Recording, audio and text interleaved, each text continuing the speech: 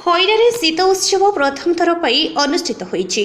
ସାର୍ବଜନୀନ ଲକ୍ଷ୍ମୀ ପୂଜା କମିଟି ପକ୍ଷରୁ ବାଲେଶ୍ୱର ଜିଲ୍ଲା ଖଇରା ବ୍ଲକର ନୟାଖଣ୍ଡି ପଞ୍ଚାୟତ ଆଳଦା ଛକଠାରେ ପ୍ରଥମ ଥର ପାଇଁ ଶୀତ ଉତ୍ସବ ଅନୁଷ୍ଠିତ ହୋଇଯାଇଛି। ଏହି ଶୀତ ଉତ୍ସବକୁ ଆଜି ସନ୍ଧ୍ୟାରେ ଖଇରା ଥାନା ଭାରପ୍ରାପ୍ତ ଅଧିକାରିଣୀ ମୌସୁମୀ ମହାନ୍ତି ଉଦ୍ଘାଟନ କରିଥିଲେ। ଏହି କାର୍ଯ୍ୟକ୍ରମରେ ପ୍ରଥମେ ପ୍ରଭୁ ଜଗନ୍ନାଥଙ୍କ ଫଟୋରେ ଧୂପ ଦୀପ ନୈବେଦ୍ୟ ଦେଇ ପୂଜାର୍ଚ୍ଚନା କରିଥିଲେ। ଖଇରା ସରପଞ୍ଚ ମାଳତୀ ସେଠୀ ସମିତି ସଭ୍ୟା ନର୍ମଦା ଦେ ଉପସ୍ଥିତ ରହିଥିଲେ।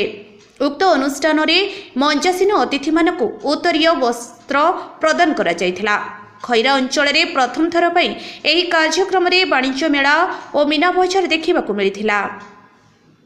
ଖଇରା ବ୍ଲକ ବିଭିନ୍ନ ଅନୁଷ୍ଠାନ ଓ ବିଭିନ୍ନ ବ୍ଲକର ସଂଗଠନର ସମାଜସେବୀ ସାହାଯ୍ୟ କରିଥିଲେ।